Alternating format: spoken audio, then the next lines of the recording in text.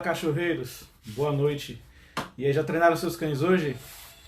Então, estamos aqui para mais uma live do projeto Cão Obediente, onde eu ajudo pessoas que possuem cães de grande porte a construírem pelo menos 10 comandos de obediência básica com apenas 9 minutos de treinos diário, certo?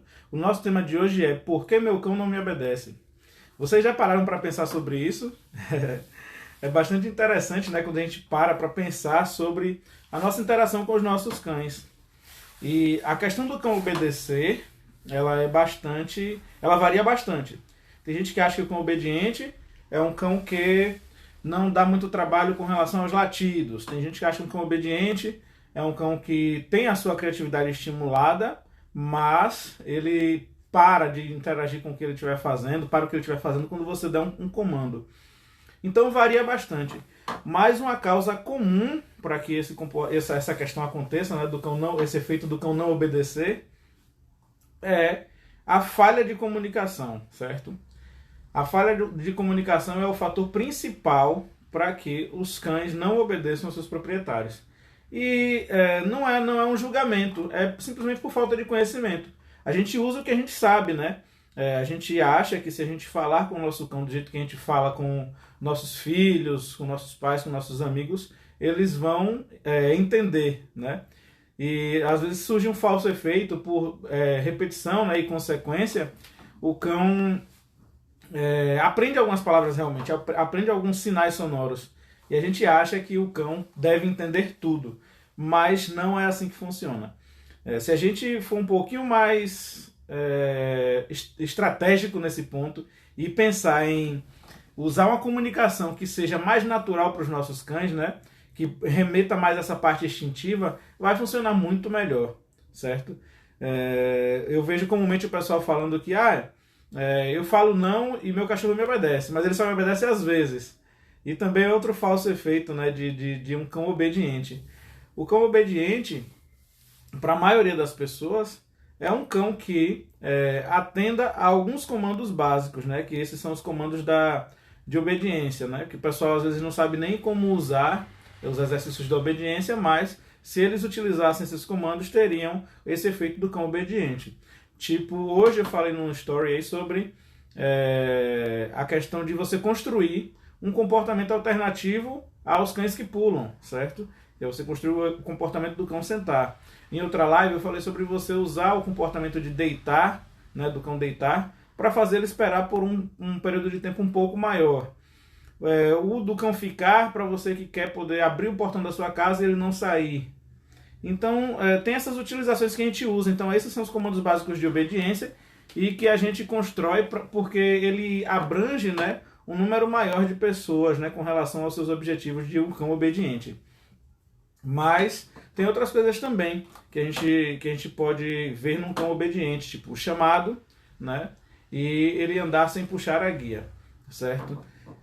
Para a gente construir isso aí, a gente vai usar a parte instintiva do cão. A gente vai usar coisas que os canídeos, né, gostam, que eles se utilizariam na natureza, porque o adestramento acontece independentemente dele estar sendo adestrado por um treinador profissional. Você em sua casa, por mais que você ache que não, você está adestrando o seu cão, ele está aprendendo o tempo todo contigo. Ele está te observando o tempo todo, ele observa a sua rotina, ele observa a rotina dos seus familiares, ele sabe como cada membro da família se comporta, ele sabe como interagir com cada um deles, né? E ele sabe o principal, que é como chamar a atenção de cada uma dessas pessoas.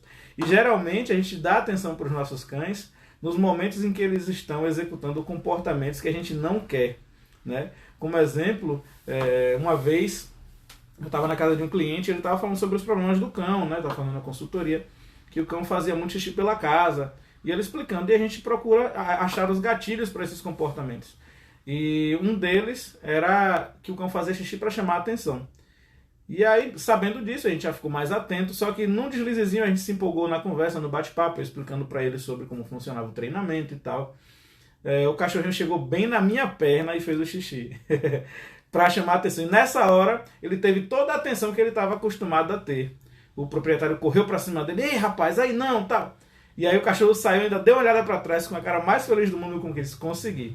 Então, A gente dar atenção para os nossos cães no momento inadequado é uma maneira errada da gente tentar corrigir eles, né?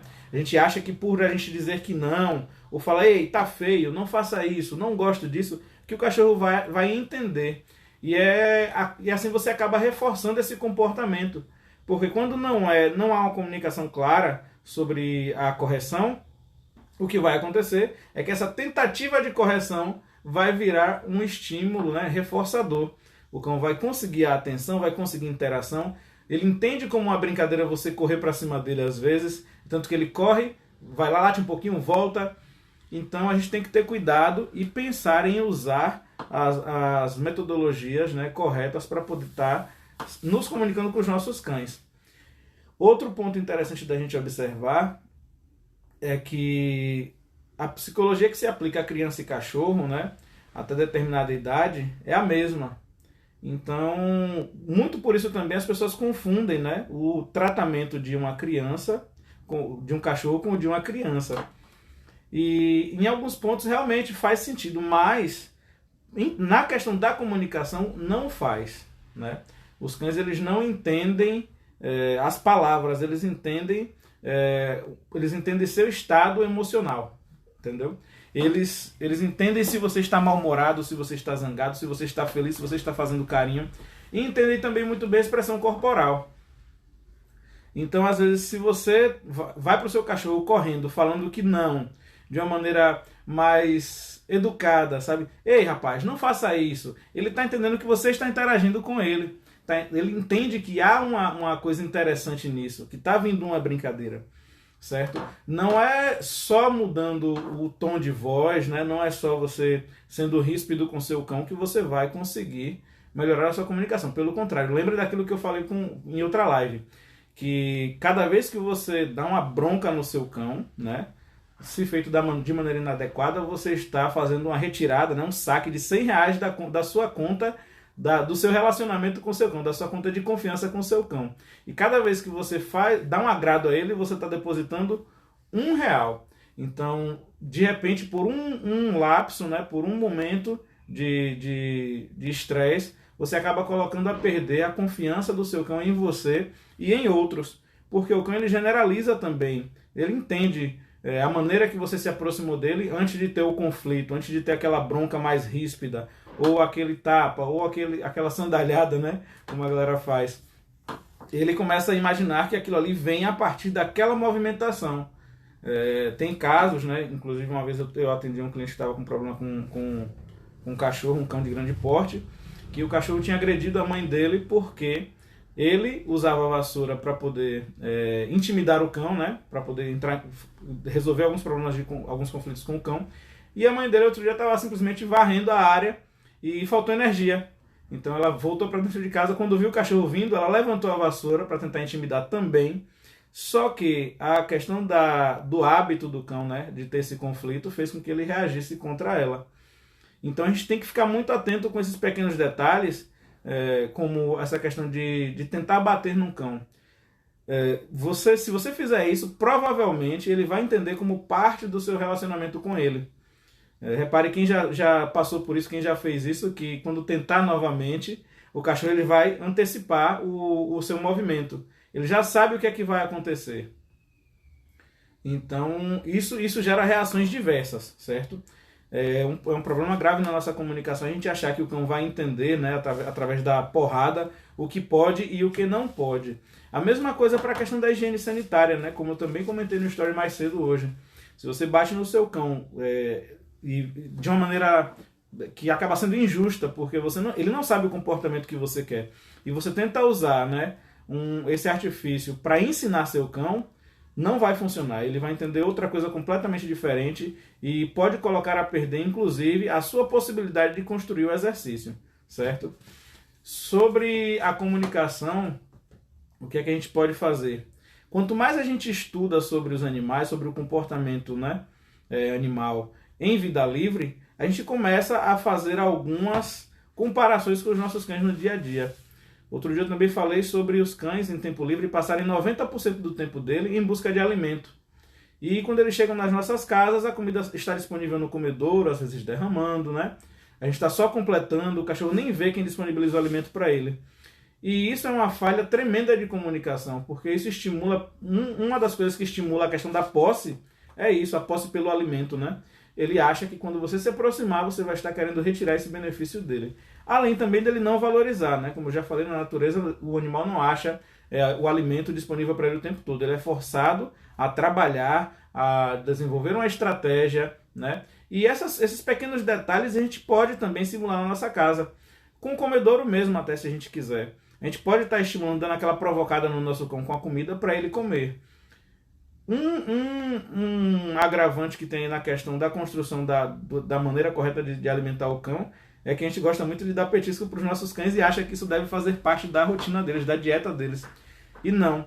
Se o cão gostar muito de um petisco e ele entender que aquilo que ele vai aparecer em determinado momento do dia, ele começa a deixar de lado a alimentação e aguardar pelo momento do petisco.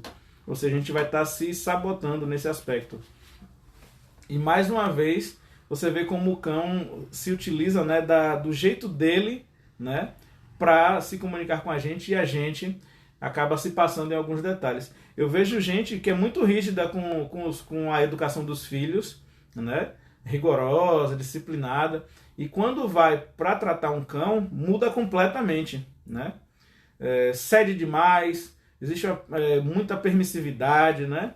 E tudo isso, da mesma maneira que com os nossos filhos também, faz com que os cães fiquem mimados também, com que eles fiquem rebeldes. A gente deve se atentar para isso, sobre a maneira correta de a gente lidar com os nossos cães. A diferença é que nossos filhos não vão nos morder, né?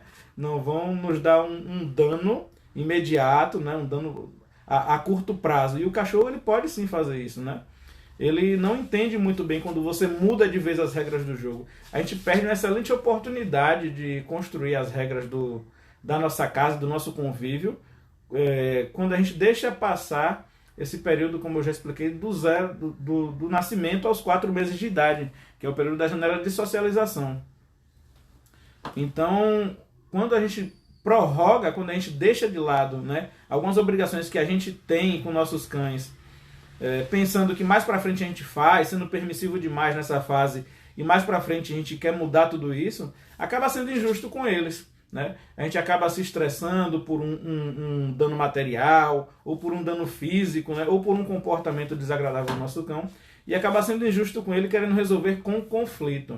Ou seja, mais uma falha de comunicação. Primeiro a gente ensina o cão tudo que a gente quer que ele faça, né? E nisso inclui as coisas que mais pra frente a gente não vai querer, e de repente a gente quer dizer a ele que aquilo não é aceito mais.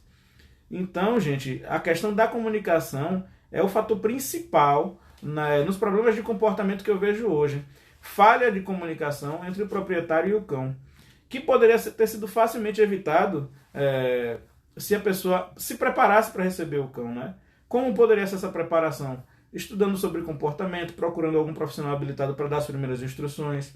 Eu trabalho com consultorias também, né, na qual eu me disponho a me deslocar para a casa do cliente, faço uma avaliação do ambiente, tudo isso para poder estar dando o manejo adequado e evitar que esses problemas surjam, porque no treinamento de cães, o principal é a prevenção. Eu fiz um story mais cedo também, mostrando minha cadelinha, né, no centro de treinamento, e o pessoal estava roçando lá, né, o mato, passando a máquina, e tava aquele barulho, né, que em alguns cães surge um efeito muito grande, né, de deixar incomodado, de assustar, e com ela nem chamava a atenção dela. Ela tá tão acostumada em ouvir barulhos que ela nem liga, ela continua agindo normalmente. Então a gente tem que... E isso se deve não só à natureza dela, né? Isso foi um trabalho prévio que nós fizemos aqui com todos os filhotes, e graças a Deus todos eles tiveram um bom resultado. Nenhum deles hoje em dia tem barulho de fogos ou de qualquer tipo de barulho. São cães extremamente confiantes. E isso se deve a conhecimento que a gente adquiriu e um pouco de disposição para colocar tudo isso em prática. Porque quando a gente assume o compromisso de ter um cão, a gente não leva em conta às vezes que a gente vai ter que gastar tempo, né, para treinar ele, para dizer o que pode e o que não pode, para depois a gente usufruir da companhia dele, né, e de um bom convívio. Mas inicialmente você traz para si sim um compromisso, né? Não adianta a gente querer terceirizar, jogar para o adestrador essa responsabilidade, porque ele sozinho não vai resolver tudo. O adestrador, quando for na sua casa, ele vai te dizer o que você deve fazer na sua rotina do dia a dia. Tem gente que não tem tempo para ter cão, na verdade, né? E às vezes, por não saber disso também e por ter vontade, acaba adquirindo um cão. Um filhote principalmente, né?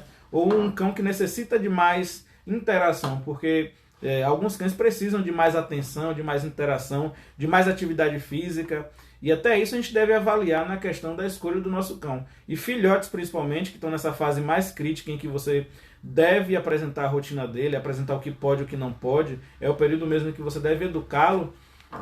Quando você não tem tempo para educá-lo, você está dando um tiro no pé, na verdade, né? Quando adquire um cão assim. Então, não adianta terceirizar a educação do seu cão, porque não é assim que funciona. A questão da comunicação está diretamente ligada a relacionamento, certo? Então, o que o adestrador vai fazer é ensinar alguns comportamentos ao cão e passar o dever de casa para você estar repetindo na sua rotina diária. Se você não fizer isso, muito provavelmente não vai funcionar. E através dessa comunicação que você vai desenvolvendo com a repetição dos exercícios, né, através dessa comunicação refinada, você consegue construir a obediência ideal para o seu estilo de vida, certo?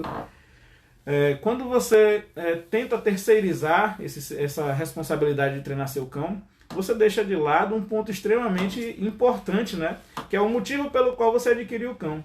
O treinamento do cão deve ser divertido, deve ser um momento para você estar curtindo o seu cachorro, curtindo a companhia dele. E assim você está dando um direcionamento para que no futuro você possa usufruir ainda assim da companhia dele, mas ele sabendo se comportar e você tendo mais confiança nele, né? Como a gente já falou antes, os benefícios de se ter um cão adestrado são enormes.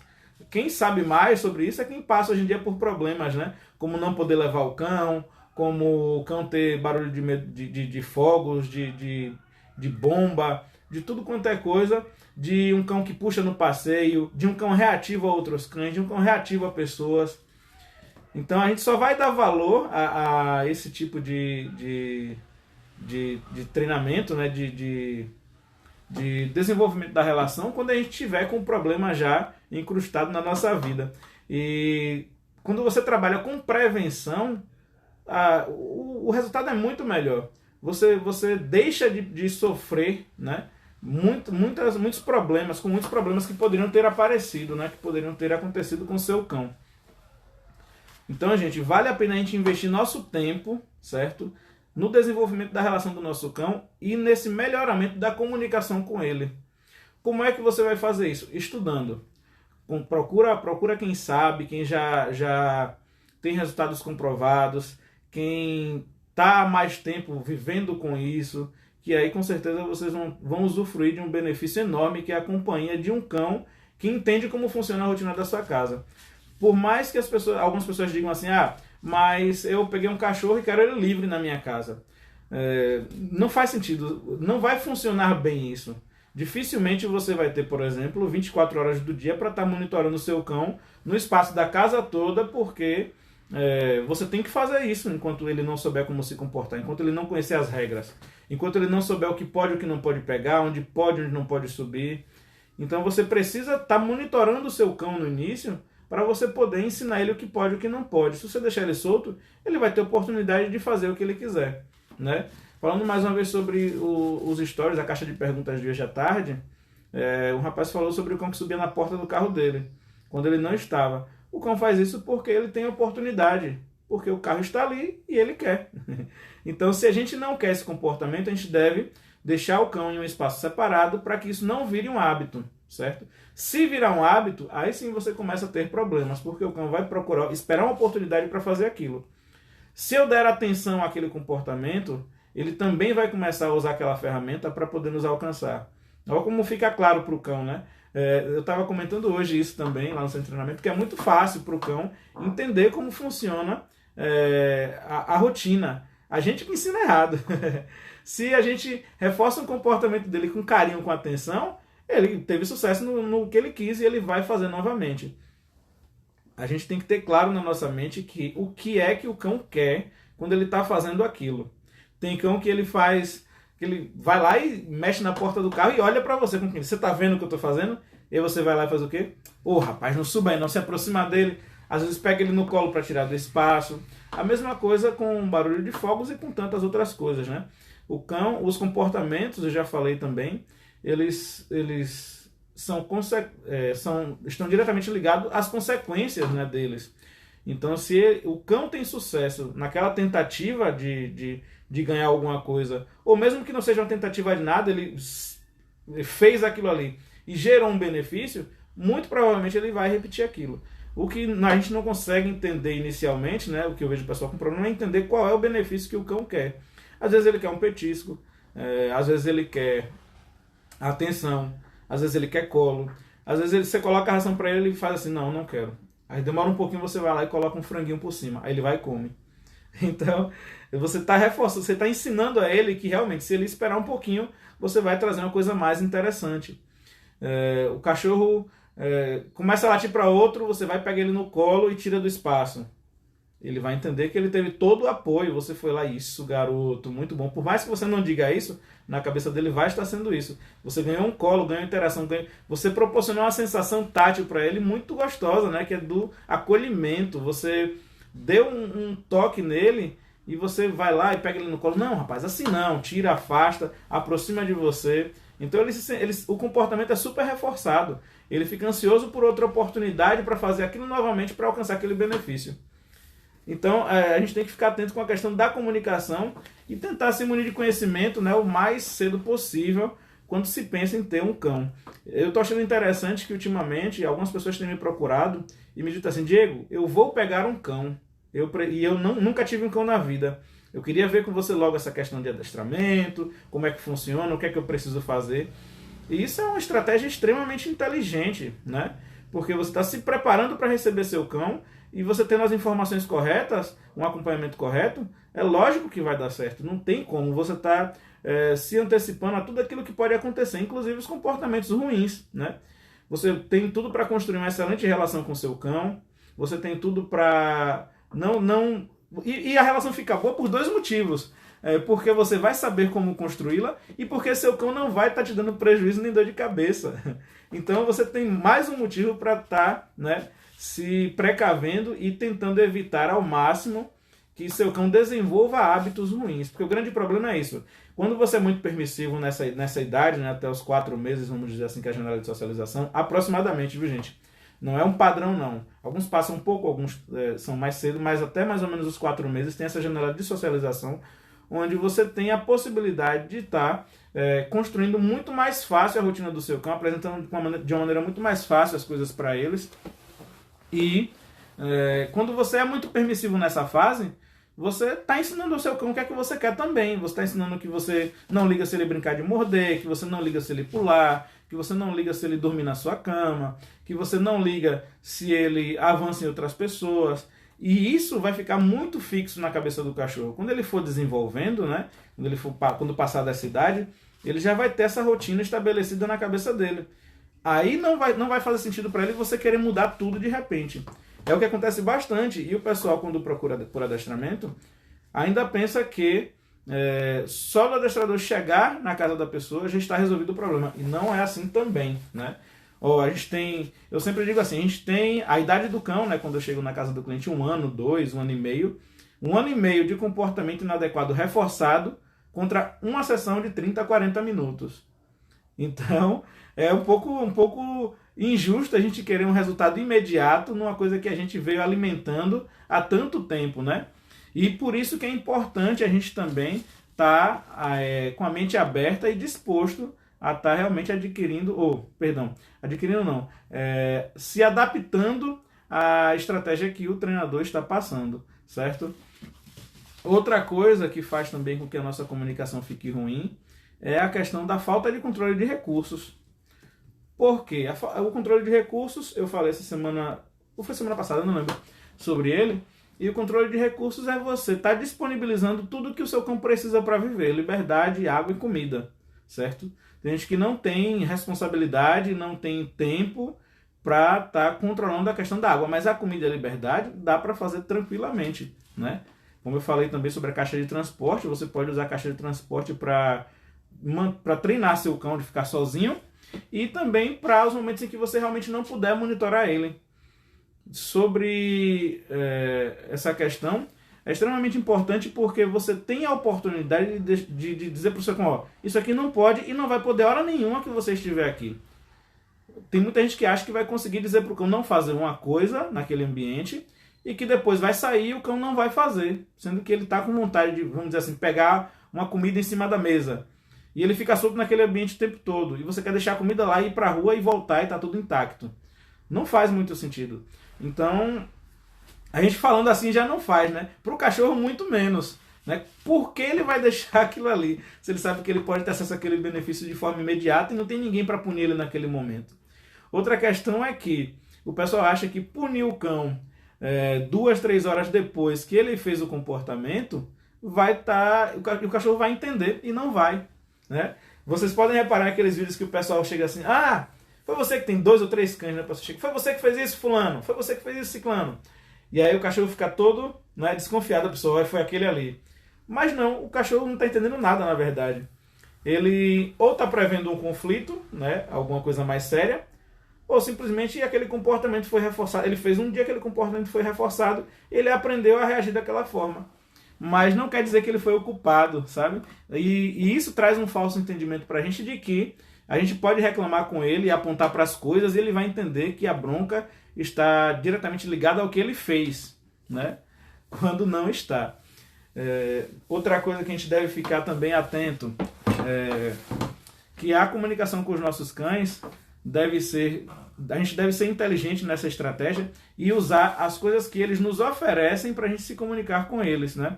Usar a maneira que eles se comunicam, né? Para poder estar nos comunicando com eles. Vocês já devem ter visto, né? Uma pessoa que usa isso, aquele César Millan. Ele usa um toque diferente e tal, né? Que remete às coisas que acontecem em matilha e tal. Faz um pouco de sentido, entendeu? Para o cão fica fácil dele entender. Tem outras estratégias também, certo? Mas é uma maneira de você visualizar a coisa, né? Enxergar pelo lado do cão o jeito que você está falando com ele. E não do seu jeito, tentar ensinar, por exemplo, a língua portuguesa para o seu cachorro. Às vezes uma postura diferente já faz seu cão reagir, às vezes um toque diferente faz seu cão reagir, né? Eu falei sobre essa questão de fazer carinho nos cães de uma maneira mais calma, para manter o cão mais calmo, e de uma maneira mais agitada, para levantar um pouco a autoestima dele, para deixar ele mais animado também para o treino e tal. Então é mais ou menos isso. Com a comida, principalmente, se o animal entende que você é o provedor, né, desse recurso extremamente importante, né, para ele, que é o alimento, consequentemente ele vai ficar mais atento a você. Isso acontece muito com pessoas que dizem, eu tenho problema com meu cão, não liga para mim, meu cão não olha para mim. É porque provavelmente você não disponibiliza o alimento dele, né? Ele não sabe que você disponibiliza. Ele só vê você jogando lá no comedouro e pronto. Mas não tem uma relação direta entre você prover o alimento para ele, certo? É uma falha absurda no comportamento dos nossos cães e que ajudariam a resolver quase todos os problemas de comportamento, ou se não resolvessem, pelo menos estariam bem embasados para quando alguém chegasse com uma visão um pouco mais técnica, já dar um direcionamento. Tipo a questão de cães que fogem pelo portão. Se você fosse o provedor do alimento do seu cão, desse a comida dele na mão e tudo mais, e ele estivesse na condição ideal para treino disso, dificilmente ele ia sair pelo portão, certo? Lógico, você ia estar munido também de equipamento, de guia, de colar, para se ele tentasse, você conter. E assim você conseguiria deixar claro para ele o que é que você precisa, certo? Outra questão que a gente também deve abordar é reparar, né, como eles se comunicam, né, com os outros cães. A gente também reforça muito uma comunicação inadequada dos cães com outros cães. E isso faz com que aqueles comportamentos aumentem também, certo? Principalmente a questão da reatividade entre cães. Tem gente que estimula. Hoje em dia eu não vejo mais, não vou ser leviano, mas há um tempo atrás eu via muito o pessoal andando com um pitbull na rua, por exemplo, estimulando, não tá avançando em outro, sabe? Achava que era bonito, que era legal. Mas a gente sabe que isso aí, como eu já falei, todo comportamento reforçado ele aumenta de frequência e intensidade. Então se o seu cachorro já ficou, né, já teve uma reação mais forte a outro cão, e você ainda reforçou aquilo, a tendência é que esse comportamento vá aumentando, aumentando, aumentando, e às vezes chega até uma situação em que você perde o controle completo de tudo. E aí que acontecem os acidentes. Tem cão que transfere, né, a mordida, que por estar muito instigado no outro cão, você vai tocar nele, ele reage a seu toque, né, por uma resposta a um reflexo. Então, a gente deve estar atento a tudo isso, a essas pequenas falhas de comunicação, que são pequenas agora, né, mas que com o tempo, com esse reforço desses comportamentos, eles vão aumentando e ganhando um valor maior para o cão, né, vai ganhando uma importância maior para o cão. A gente deve estar sempre atento a essas questões. E, resumindo tudo, a grande questão dos cães não obedecerem é pela falha de comunicação. A gente não saber como se comunicar com os nossos cães, certo?